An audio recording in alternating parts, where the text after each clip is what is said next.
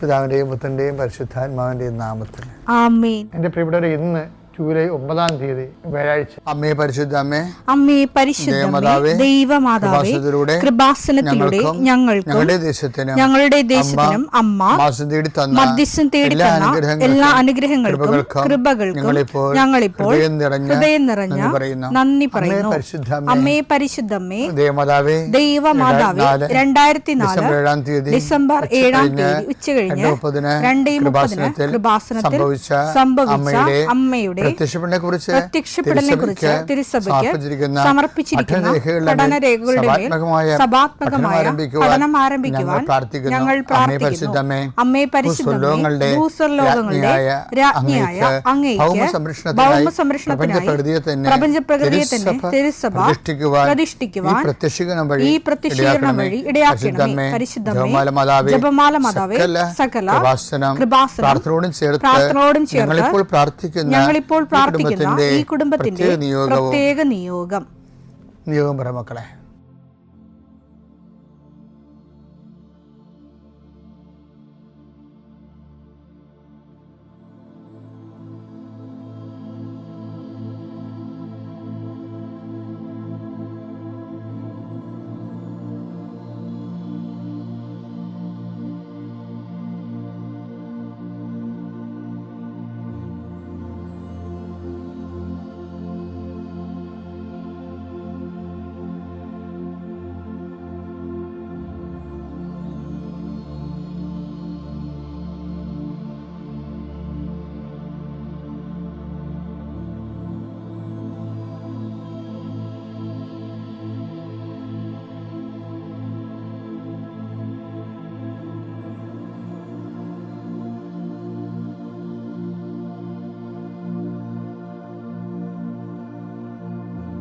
അമ്മയുടെ പ്രത്യക്ഷീകരണത്തിന്റെ ഈ അനുഗ്രഹവേളയിൽ ഞങ്ങൾക്ക് സാധിച്ചു തരുവാൻ കനിയണമേ.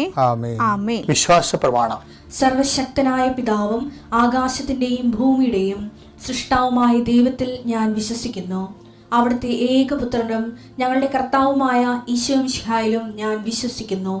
ഈ പുത്രൻ പരിശുദ്ധാത്മാവിനാൽ ഗർഭസ്ഥനായി കന്യകാമറിയത്തിൽ നിന്ന് പിറന്ന് പൊന്തിയോസ് പീലാത്തോസിന്റെ കാലത്ത് പീഡകൾ സഹിച്ച് കുരിശിൽ തറയ്ക്കപ്പെട്ട് മരിച്ച് അടക്കപ്പെട്ട് പാതാളങ്ങളിൽ ഇറങ്ങി മരിച്ചവരുടെ ഇടയിൽ നിന്ന് 3-ാം നാൾ ഉയർത്ത് സ്വർഗത്തിലേക്ക് എഴുന്നള്ളി സർവശക്തിയുള്ള പിതാവായ ദൈവത്തിന്റെ വലതുഭാഗത്തിരിക്കുന്നു. അവിടെ നിന്ന് ജീവിക്കുന്നവരെയും മരിച്ചവരെയും വിധിക്കുവാൻ വരുമെന്നും ഞാൻ വിശ്വസിക്കുന്നു. പരിശുദ്ധാത്മാവിലും ഞാൻ വിശ്വസിക്കുന്നു.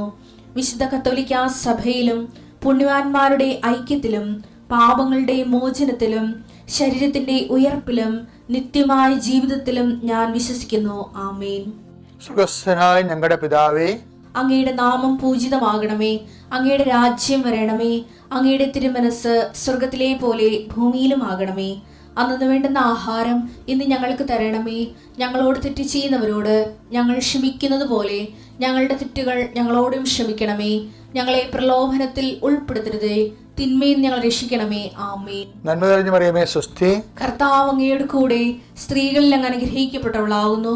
അങ്ങയുടെ ഉദരത്തിൻ ഫലമായി ഈശോ അനുഗ്രഹിക്കപ്പെട്ടവനാകുന്നു.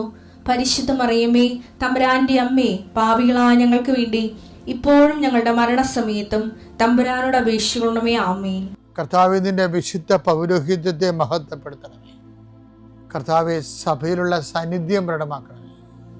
40 വർഷം ഞാൻ അർപ്പിച്ച കൃപാനയുടെ യോഗ്യതയാൽ കൃപാസന അൾത്താറെ ജീവനോടെ പ്രത്യക്ഷപ്പെട്ട പരിശുദ്ധ അമ്മയുടെ മാധ്യസ്ഥത്തിലെ ഞാൻ മക്കളെ ആശീർവദിക്കുന്നു. കർത്താവ്, വിദേശത്തൊക്കെ പോകാൻ വേണ്ടി ഒരുങ്ങുന്ന ആൾക്കാരുണ്ട്.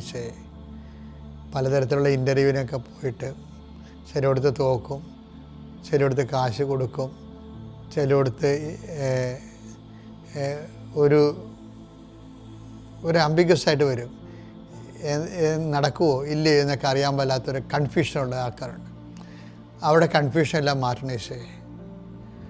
പ്രഭാതത്തിൽ അങ്ങയുടെ നാമം വിളിച്ചപേക്ഷിക്കുന്ന അങ്ങയുടെ മക്കളുടെ മേൽ അവിടെ കണ്ണുനീര്, ഞാൻ നിൻ്റെ കണ്ണുനീരെല്ലാം കുപ്പിയിലാക്കി വെച്ചിരിക്കണമെന്ന് പറഞ്ഞില്ലേ. ഞാൻ നിന്നെ എൻ്റെ കൈവെള്ളയിൽ കാർവ് ചെയ്ത് വെച്ചിരിക്കുന്നു എന്ന് പറഞ്ഞില്ലേ. കർത്താവേ, നീ ഞങ്ങളോട് കാണിക്കുന്ന കരുണയും കരുതലുമാണത്. വിനാശത്തിൻ്റെ കൊടുങ്കാറ്റ് കടന്നു പോകുകയുള്ളൂ. കർത്താവേ, നിൻ്റെ ചിറകളുടെ ഉള്ളിൽ ഞാൻ അഭയം പ്രാപിക്കുന്നു എന്ന സങ്കീർത്തനോട് ചേർന്നുകൊണ്ട് കഷ്ടകാലങ്ങളിലൂടെ കടന്നു പോകുന്ന മക്കളെ കൈവെള്ളയിൽ അങ്ങ് സൂക്ഷിക്കുന്നതോട് നന്ദി പറയുന്നു. ഇപ്പോൾ ഞങ്ങൾ കയ്യിലെടുത്തിരിക്കുന്ന രേഖകൾ ഞങ്ങൾ ജീവിതമാർഗം കണ്ടെത്തുന്ന ഓരോ തൊഴിലിടങ്ങൾ, ഞങ്ങളിപ്പോൾ എവിടെയാണ് നിൽക്കുന്നത്, എന്തിനു വേണ്ടിയാണ് നിൽക്കുന്നത്, ആ അനുഗ്രഹ സ്ഥലങ്ങളെ ഇപ്പോൾ നീ ആശീർവദിക്കണമെന്ന് പ്രാർത്ഥിക്കുന്നു. കർത്താവേ, ഞങ്ങൾ ഉപയോഗിക്കുന്ന ജീവിതമാർഗത്തിന് വേണ്ടി ഉപയോഗിക്കുന്ന തൊഴിലിടങ്ങളെ നീ ആശീർവദിക്കണം. അതിൻ്റെ രേഖകളെ, ചിലപ്പോൾ നമ്പർ കിട്ടാത്തവരുണ്ടാകാം, നമ്പർ അതിന് അപേക്ഷിക്കുന്നവരുണ്ടാകാം. ഏതെല്ലാം തരത്തിൽ ഏതെല്ലാം രേഖകളാണ് വേണ്ടത്, ആ രേഖകൾക്കെല്ലാം നിലവിലുള്ള ദോഷങ്ങളെ, തടസ്സങ്ങളെ, കിട്ടാനുള്ള തടസ്സങ്ങളെ കർത്താവിൻ്റെ നാമത്തിൽ ബന്ധിക്കുന്നു. എൻ്റെ കർത്താവിൻ്റെ ഉന്നതമായ നാമത്തിൽ നിൻ്റെ വാഹനങ്ങളെ ഞാൻ ആശീർവദിക്കുന്നു. നീ ഉപയോഗിക്കുന്ന നീ പോകുന്ന വഴികളെ ഞാൻ ആശീർവദിക്കുന്നു. നിൻ്റെ വാഹനത്തിൻ്റെ, നീ ഹയർ ചെയ്ത വാഹനമായാലും, വാടകയ്ക്കെടുത്ത വാഹനമായാലും, ടാക്സി എടുത്ത വാഹനമായാലും, ഗവൺമെൻറ് വാഹനങ്ങളായാലും, അതെല്ലാം നീ സഞ്ചരിക്കുമ്പോൾ കർത്താവിൻ്റെ നാമത്തിൽ സംരക്ഷിക്കപ്പെടട്ടെ. ആ വാഹനത്തിന് കുറുകയും നെടുകയും പോകുന്ന മറ്റു വാഹനങ്ങളും തട്ടിപ്പിടി അപകടം ഉണ്ടാകാതിരിക്കാൻ അവൻ നിന്നെ തൻ്റെ തൂവലുകൾക്കുള്ളിൽ മറച്ചുകൊള്ളുമെന്ന് പറഞ്ഞ നിൻ്റെ പാദങ്ങൾ കല്ലിൽ തട്ടാതിരിക്കാൻ ദൂതന് കൽപ്പിക്കുന്നതാണ് ചെയ്ത സംരക്ഷണത്തിൻ്റെ ദൈവം കർത്താവ് നിന്നെ അനുഗ്രഹിക്കുകയും ആശ്വസിപ്പിക്കുകയും സംരക്ഷിക്കുകയും ചെയ്യട്ടെ. എൻ്റെ പ്രിയപ്പെട്ടവരെ, നമ്മൾക്ക് എന്തെങ്കിലും ഒരു ദുരന്തം ഉണ്ടാകാൻ പോകണമെങ്കിൽ പരിശുദ്ധാത്മാവ് നമ്മുടെ കൂടെ ഉണ്ടെങ്കിൽ നമുക്കൊരു നോട്ട് തരും. എനിക്ക് തോന്നുന്നത് ദൈവമായിട്ട് അത്ര കണ്ട് ബന്ധമില്ലാത്തവർക്കും പരിശുദ്ധാത്മാവ് നോട്ട് കൊടുക്കുന്നുണ്ട്. കാര്യം എന്താണ്, ഇവന് എന്തെങ്കിലും ഇപ്പം ദൈവം ഇല്ലാതെ നടക്കണമെങ്കിലും ഇവന് എന്തെങ്കിലും സംഭവിച്ചു കഴിഞ്ഞാൽ മോങ്ങി ഇവൻ എൻ്റെ അടുത്ത് വരുമെന്ന് പറഞ്ഞുകൊണ്ട് ദൈവത്തിന് അറിയാവുന്നതുകൊണ്ട് ദൈവം നമുക്ക് ഇങ്ങോട്ട് തരുന്നുണ്ട്. പക്ഷേ ദൈവാനുഗ്രഹം കൊണ്ട് നമ്മളത് മനസ്സിലാക്കണില്ല. എന്താ കാര്യം, നമ്മൾക്ക് അത് ദൈവത്തിൻ്റെ തോന്നിയതായിരിക്കും. അങ്ങനെ തോന്നിയതായിരിക്കുമെന്ന് പറയേണ്ട സംഭവമില്ല മക്കളെ. ഡിസൺമെൻ്റ് ഓഫ് ദി സ്പിരിറ്റ്, ആത്മാവിൻ്റെ വിവേചനം എന്ന് പറഞ്ഞാൽ എന്താണെന്നറിയാമോ? ഇപ്പം ഞങ്ങളൊക്കെ, നിങ്ങൾ ഓരോ സ്ഥലത്ത് ഇരുന്ന് പറയത്തില്ലേ, ഇന്ന ആൾ ഇന്ന വിഷയത്തിന് ഇപ്പോൾ ദുഃഖിക്കുന്നുണ്ട്, ഈ പ്രാർത്ഥനയിൽ അയാൾ സുഖപ്പെടും, അയാളുടെ രോഗം ഇന്നതാണെന്നൊക്കെ പറഞ്ഞാൽ എന്താണ്?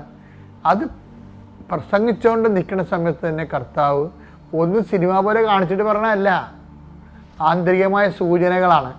ആന്തരിക സൂചനകൾ, ആ സൂചനകളെ ഞങ്ങളത് ഒബ്ജക്റ്റീവായിട്ട് എടുക്കും. എന്നിട്ട് ദൈവത്തെ വിശ്വസിച്ചുകൊണ്ട് അത് പറയും. അപ്പം നമുക്കൊരു ആന്തരിക ബോധ്യം കിട്ടും. അത് തോന്നലല്ലത്.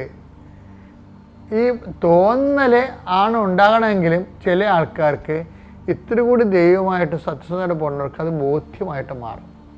അതാണ് വിഷയം. പരിശുദ്ധാത്മാവിൻ്റെ ഈ വോൾട്ടേജ്, ഡിമിനിഷിങ് വോൾട്ടേജ് ഉണ്ട്, ഫുൾ വോൾട്ടേജ് ഉണ്ട്. അപ്പോൾ ഈ ആത്മാവിനെ നിർവീര്യമാക്കരുതെന്ന് പറയത്തില്ല. 1 തെസ്സലോനിക്ക 5:19. 1 തെസ്സലോനിക്ക 5:19. ആത്മാവിനെ നിങ്ങൾ നിർവീര്യമാക്കരുത്. എനിക്ക് ഏറെ ഇഷ്ടപ്പെട്ട വചനം അത്. ആത്മാവിനെ നിങ്ങൾ നിർവീര്യമാക്കരുത് എന്ന് വെച്ച് കഴിഞ്ഞാൽ ആത്മാവിന് പല ഗ്രേഡ് ഓഫ് പവറുണ്ട്, പവർ സ്റ്റേജ് ഉണ്ട്. ഇപ്പം നിർവീര്യം എന്ന് പറഞ്ഞു കഴിഞ്ഞാൽ പവർ കുറഞ്ഞ് ഇനാക്റ്റീവായിട്ട് വരും. നമ്മളിൽ ലോകാരൂപിയോ ദുഷ്ടാരൂപിയോ കൂടുന്നതനുസരിച്ചുകൊണ്ട് നമ്മളിലുള്ള പരിശുദ്ധാത്മ ഡിമിനിഷ് ചെയ്ത് വരും.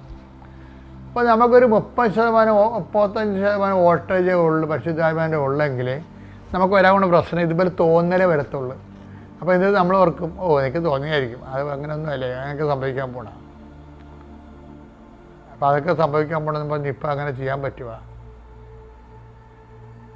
അപ്പോൾ എന്ന് പറഞ്ഞ് നമ്മളത് ആ ഒരു തള്ളിക്കളയും. അപ്പം അത് എപ്പോഴും ഇങ്ങനെയുള്ള സമയത്ത് നിങ്ങൾ ഓർത്തേക്കണം, ദൈവത്തിൽ നിന്ന് വിഷയബന്ധിയായിട്ട് ഒരിക്കലും ദൈവമായിട്ട് നിങ്ങൾ ഒരു റിലേഷൻ സാധ്യമല്ല. വ്യക്തിബന്ധിയായിട്ട് പോകാൻ പ്രത്യേകം ശ്രദ്ധിക്കണം. പിതാവിൻ്റെയും പുത്രൻ്റെയും പരിശുദ്ധാത്മാവിൻ്റെ നാമത്തിൽ.